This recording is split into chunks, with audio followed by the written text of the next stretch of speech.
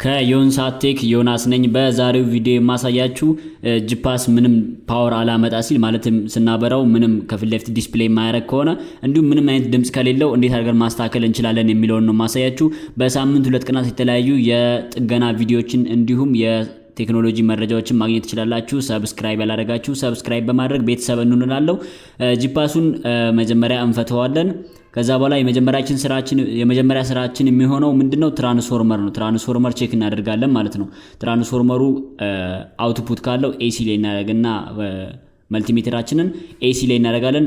እዚህ ጋር እንደምታዩት ከሆነ ካፓሲተሩ 25 ቮልት ይላል ከሱ ጎን ያለው። ስለዚህ ይህ ትራንስፎርመር እስከ 24 ቮልት ላይ ወጣ ስለሚችል 50 ቮልት ላይ እናደርገውና እንሞክራለን ማለት ነው። ኤሲዩን ቴስት ማድረግ አለብን ማለት ነው። የምታዩ ከሆነ መልቲሜትሩ ይንቀሳቀሳል። ስለዚህ ትራንስፎርመሩ ይሰራል።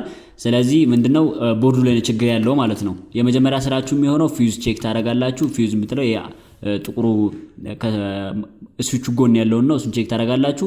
ከዛ በኋላ ፊውዙ የሚሰራ ከሆነ ትራንስፎርመር ቼክ ታደርጋላችሁ። በመቀጠል ወደ ቦርዱ ትሄዳላችሁ ማለት ነው። እዚህ ቦርድ ላይ እንደምትመለከቱት የሚታያችሁ ከሆነ ምንድነው የመጀመሪያው ካፕ ነው። ይሄ ሬጉሌተሩ አካባቢ ያለው ካፕ አብጧል ማለት ከጥቅም ውጪ ሆኗል ማለት ነው። ይሄ ሬጉሌተር ደግሞ ማለት ዲስፕሌይ ነው። ወደ ዲስፕሌይ የሚሄድ ነው። 5 ቮልት ነው ማለት ነው። 5 ቮልት ማለት ልክ ወደ ፍላሽ ምናምን ስንሰካ ፕሌይ የሚያደርግልን ከዚህ ከሬጉሌተሩ ላይ እዚህ ሂት ሲንኩ ላይ የታሰረው ሬጉሌተር አለ። ከሱ የሚወጣው ቮልት ነው ወደዛ የሚሄደው። ስለዚህ ይሄ ካፓስተር ደግሞ ፊልተር ነው የሚያደርገው ማለት ነው። ስለዚህ ካፓስተሩ አብጧል ማለትም ከጥቅም ውጪ ሆኗል። ሌላው ምንድነው ሂት ሲንኩ ላይ የታሰሩት ሁለቱ አይሲዎች የሚታያችሁ ከሆነ ይህ ጂፓስ በቲዲኤ 2030 በሚባል አይሲ ነው የተሰራው። ስለዚህ እነሱ ፌል አድርገዋል ማለት ነው። ስለዚህ ምንም አይነት ድምጽ የለም። ሲቀጥል ወደ ዲስፕሌው ምንም ፓወር ስለማይሄድ ጂፓሱ ቆሟል ማለት ነው። ስለዚህ ከኋላ በኩል ያለውን ብሎኖች እናላቀቅና ቦርዱን በደንብ እስኪታየን እናወጣዋለን ማለት ነው። የምትነቅሏቸውን ሶኬቶች በደንብ ማየት አለባችሁ። ስትነቅሉ ለሰቡፈር የሚሄደው አለ፣ ለፓወር የሚሄድ አለ። እነሱን በደንብ አይታችሁ ነው ስትነቅሉ። ከዛ በኋላ ምንድነው የምናደርገው? የመጀመሪያው ስራችን አይሲዎቹ የሚታያችሁ ከሆነ ለናንተ እስቲ ጠጋ ለማድረግ ሞክራለሁ። የሚታያችሁ ከሆነ አይሲው ፌል አድርጓል፣ ፈንድቷል፣ ኢቭን ስንጥቅ ብሏል ማለት ነው። ስለዚህ አይሲው ደግሞ ማለት ይሄ ሁለቱ አይሲዎች የድምጽ ናቸው ማለት ሶስቱም አይሲዎች ቲዲኤ 2030 የሚባል አይሲ ነው የሚጠቀመው ብያችኋለሁ የጂፓስ። ስለዚህ መጀመሪያ ካፓስተሩን እናወጣለን። ካፓስተሩ 25 ቮልት በ1000 ማይክሮፋራድ ነው። የሚታያችሁ ከሆነ ኢቭን ከላይ ራሱ ላስቲክ ወጥቶ ተተርትሯል፣ እግሩም ተቆርጧል ማለት በጣም ፍንድጥ ከጥቅም ውጪ ሆኗል። ስለዚህ ቀጥለን ደግሞ ምን እናደርጋለን? 25 ቮልት 1000 ማይክሮፋራድ ነው ያያችሁ ከሆነ ቀጥለን ምን እናደርጋለን? ከሂት ሲንኩ ላይ አይሲዎቹን እናላቃለን። አይሲውን የሚታያችሁ ከሆነ ያው ተፈንክቷል። አሁን እየፈታሁት ያለው አይሲ ስፔሻሊ በደንብ ያስታውቃል፣ ፍንክት ብሏል። ስለዚህ ሂት ሲንኩን እናነሳለን። ሂት ሲንኩ ምንድነው ጥቅሙ? ይሄ አሉሚኒየም የሚመስለው ነገር አይሲዩ ላይ ነው የሚታሰረው። አይሲዩ ከኋላ ይታሰራል እሱ ላይ። ያ ምንድነው አይሲዩ በጣም እየሰራ ሲመጣ ይግላል፣ እየሞቀ ሲመጣ ሂቱን ይሄ ነው አብዞርብ የሚያደርግልን ማለት ነው። ስለዚህ ሂት ሲንኩ ላይ በትክክል መታሰር አለበት።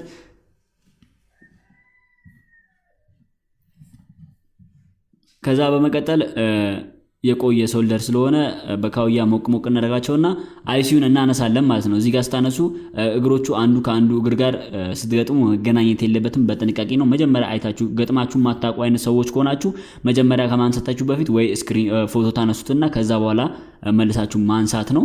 እግሮቹን ስታነሱ መገናኘት የለበትም ማለት ነው። ሾርት ካደረገ ሌላ ነገር ሊያቃጥልብን ስለሚችል ወይም አሁን የገዛነውን አይሲ ደጋሜ ፌል ሊያደርግብን ስለሚችል ስታነሱ በጥንቃቄ ነው ማንሳት ያለባችሁ። እዚህ ጋር ቪዲዮን ማፈጥነው ብዙ ደቂቃ እንዳይፈጅ ነው ቪዲዮን እያፈጠንኩት ያለሁት።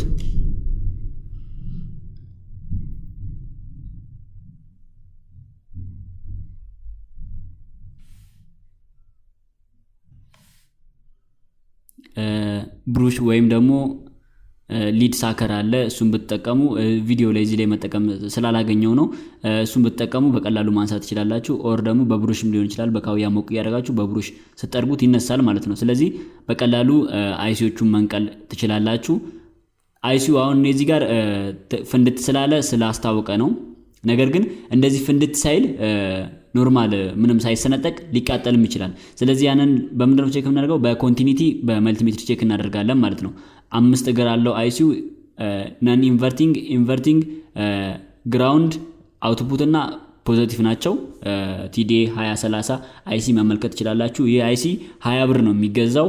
ስለዚህ አብዛኛው የመኪና አምፕሊፋየሮች ላይ ማለት መኪና ውስጥ የምናገኛቸው ሶኒ ሊሆን ይችላሉ፣ የተለያዩ ሳናሽ ምናምን ፕሌየሮች እነሱ ውስጥ የሚገጠመው በዚህ ነው። የመኪና አምፕሊፋየር የሚገጠመው በዚህ ነው። እንደምታዩትም ጂፓስ ላይ የሚገጠማል ማለት ነው። ስለዚህ ቲዲኤ 2030 20 ብር የሚገዛ አይሲ ነው። እናንተም ይህንን አይሲ በ20 ብር በመግዛት መቀየር ትችላላችሁ ማለት ነው።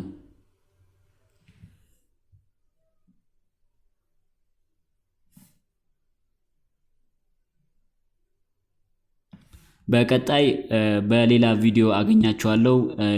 ሌላ የጥገና ቪዲዮችን ይዤላችሁ እመጣለሁ።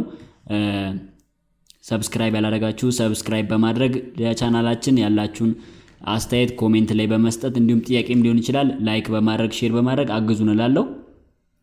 እዚህ ጋር ትንሽ ስላስቸገረ ነው አይሲዩን ለማንሳት ፓወር ብዙም ስለሌለ ካውያው በደንብ አልሞቀም ይመስለኛል።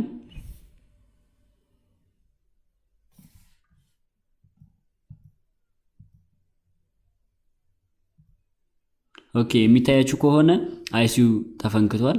ስለዚህ ቀጣይ ምንድነው የምናደርገው? የተገናኙ መስመሮችን እናስተካክላለን ማለት ነው፣ እንጠራርጋለን።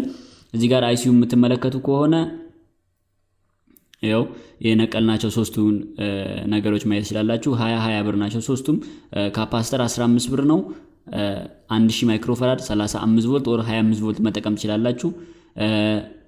ዋናው የፋራድ ማለት የካፓሲታንስ መጠኑ እንዳይጨምር እንዳይቀንስ እንጂ የቮልቴጅ መጠኑ ትንሽ ዲፈረንስ ቢኖረው ችግር የለውም ማለት ነው። እዚህ ጋር የምታያችሁ ከሆነ ይሄው ባለ 5 እግሩ ቲዲኤ 2030 የሚባለው አይሲ ነው። ይሄ አይሲ 20 ብር ነው ብያችኋለሁ። ስለዚህ በዚህ አይሲ ብቻ ተጠቅመን የተለያዩ አምፕሊፋየሮችን መስራት እንችላለን። በቀጣይ ከዚህ አይሲ የምንሰራውን በቤታችን የምንሰራውን ከአሮጌ እቃዎች ላይ አቅለን የምንሰራውን አምፕሊፋየር ለመስራት ሞክራለሁ ቪዲዮ። እኔም የምጠቀምበት በዚህ አይሲ ስለሆነ ማለት ነው። ቤት የሰራሁት አንድ አምፕሊፋየር አለ 50 ዋት ነው በ4 ቲዲኤዎች ማለት ነው። ስለዚህ በቀጣይ የቲዲኤ 2030 አይሲ በሱ መስራት የምንችለውን አንድ አምፕሊፋየር አሳያችኋለሁ። እዚህ ጋር አሁን እግሮቹን በካውያ ሶልደር እናደርጋለን ማለት ነው። ቪዲዮንም ማፈጥነው ደቂቃው እንዳይረዝም ብዬ ነው እንጂ በጥንቃቄ የሚሰራ ነገር ነው። እግሮቹ አንዱ እግር ከአንዱ ጋር መገናኘት የለበትም። ሶልደር ስታደርጉ በጣም ጥንቃቄ ማድረግ አለባችሁ።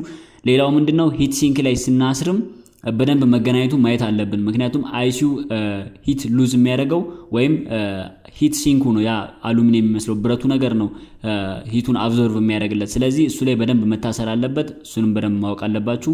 ጥሩ አድርጋችሁ ማሰር አለባችሁ ማለት ነው።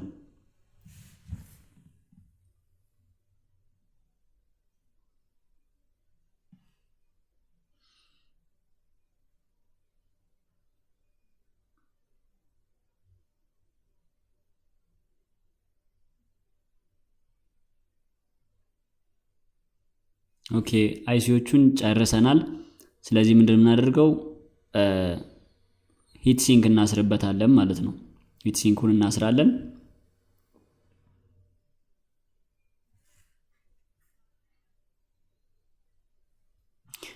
እዚህኛው ላይ ሶስቱም ግራውንዶች ማለት ሶስቱም አይሲዎች ግራውንዳቸው ተመሳሳይ ስለሆነ ነው ማይካ ወይም ኢንሱሌቲንግ ፕላስቲክ ማንጠቀመው። አንዳንድ ቪዲዮዎች ላይ አይታችሁም ሊሆን ይችላል፣ ወይም አንዳንድ ጂፓሶች ላይ አይታችሁ ከሆነ የተለያየ ግራውንድ ካላቸው ኢንሱሌቲንግ ማይካ እንጠቀማለን ማለት ነው ከአይሲዎቹ ስር። ለምን ቆርቆሮ ይሄ አሉሚኒየሙ ሁሉንም እንዳያገናኝብን ማለት ነው። ነገር ግን እዚህ ጂፓስ ላይ ግራውንዱ ማለት ሶስተኛው ፒን የሁሉም ተመሳሳይ ነው። ስለዚህ ነው ምንም አይነት ኢንሱሌቲንግ ማቴሪያል ማንጠቀመው ወይም ፓወር እንዳያስተላልፍ የሚያደርግ ማቴሪያል ማንጠቀመው ለዛ ነው ማለት ነው። ከዛ በኋላ እዚህ ጋር የምታያችሁ ከሆነ ካፓስተር 1000 ማይክሮፋራድ 35 ቮልት ካፓስተር ነው። እግሩ ረጅሙ ፖዚቲቭ ነው፣ እግሩ አጭሩ ኔጌቲቭ ነው። ቦርድ ላይ ደግሞ ስትራይፕ ያለበት ኔጌቲቭ ነው፣ ወይም ኔጌቲቭ የሚገናኝበት ስትራይፕ ያለበት ነው። ካፓስተሩ ላይም እንደምታያችሁ ከሆነ በነጭ መስመር ማይነስ ማይነስ የሚላለ ያ ማለት ምንድነው? የማይነስ እግሩ የሚገናኝበት ወይም ማይነስ እግር ነው ማለት ነው። እዚህ ጋር የምንገጥመው ኤሌክትሮላይቲክ ካፓስተር ስለሆነ ኤሌክትሮላይቲክ ካፓሲተር እንደምታውቁት ፖላሪቲ ያለው ስለዚህ ነው ማይነስ ፕላስ ያለው ሴራሚክ ወይም ደግሞ ፖሊፊልም ካፓሲተር መንገጥም ቢሆን እግሮቹን ብናቀያይራቸውም ችግር የለውም ማለት ነው እዚህ ግን ፖላሪቲ ስላለው የግድ ፖላሪቲውን አይታችሁ ነው የምትገጥሙት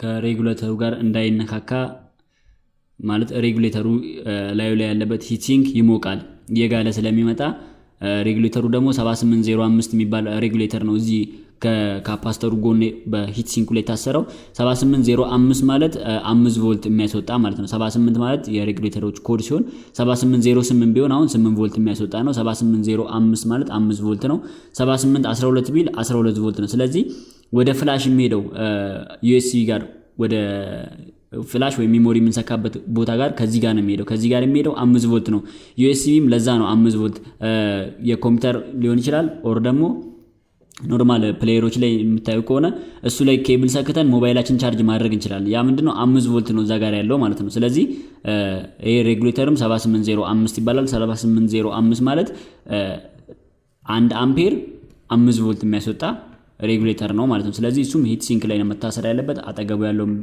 ቆርቆሮ አሉሚኒየም ነገር አይታችሁታል ስለዚህ እሱ ስለሚሞቅ ካፓሲተሩን እሱ ጋር በደንብ ማስጠጋት የለብንም በመጨረሻ ምን እናደርጋለን ቦርዳችንን እናጸዳለን ማለት ነው የተገናኙ ነገሮች ሊኖሩ ይችላል አንዳንድ ቦታ ላይ ተንጠባጠቡ ሊዶች ስለሚኖሩ እነሱን በብሩሽ እናጸዳለን ከዛ በኋላ ምንድነው የምናደርገው ኮኔክት እናደርጋለን ማለት ነው የነቀልናቸውን ቦታዎች እንሰካለን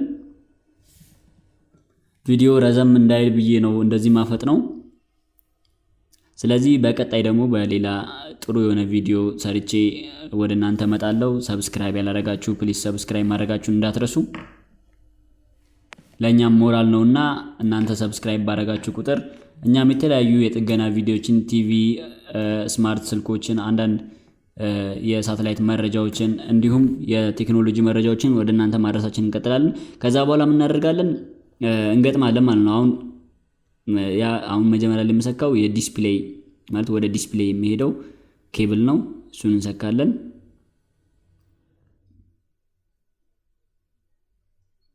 ከዛ እሱኛው ደግሞ ሰብውፈር ነው ወደ ትልቁ ስፒከር የሚሄደው ነው እሱ ጋር እንሰካለን እዛ ሙሉ ነገር ጨርሰናል ማለት ነው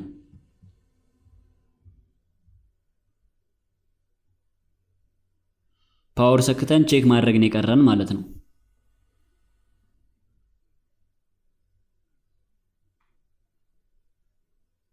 ኦኬ የሚታያችሁ ከሆነ ጂፓሱ ሰርቷል ዲስፕሌዩን አምጥቷል ማለት ነው ስለዚህ ፍላሽ ሰክተን ቼክ እናደርጋለን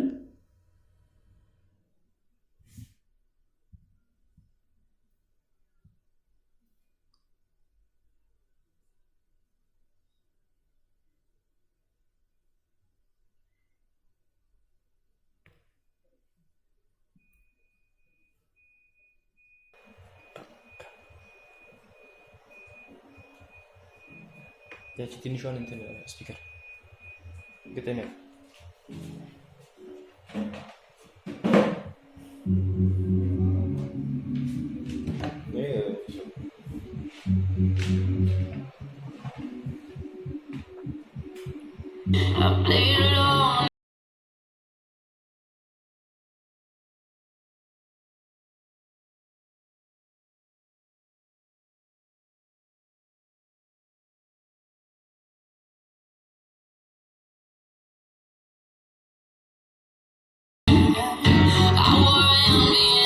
ስለዚህ ጂፓሳችን በጥሩ ሁኔታ ሰርተን ጨርሰናል ቼክ እናደርጋለን አንዳንድ ቦታዎች ላይ ሙቀት እንዳለ ሁሉም ነገር ትክክል መሆኑን ካረጋገጥን እንገጥመዋለን ማለት ነው ስለዚህ በቀጣይ በሌላ ቪዲዮ አገኛችኋለሁ ከናንተ ጋር የነበርኩት ዮናስ ነኝ ከዮንሳቴክ በቀጣይ በሌላ ቪዲዮ እስከምንገናኝ ሰብስክራይብ ያላረጋችሁ ሰብስክራይብ በማድረግ ቪዲዮውን ወደዳችሁ ላይክ በማድረግ እንዲሁም ጥያቄ ካላችሁ ኮሜንት በመስጠት እኛን ሞራል መሆን ትችላላችሁ አመሰግናለሁ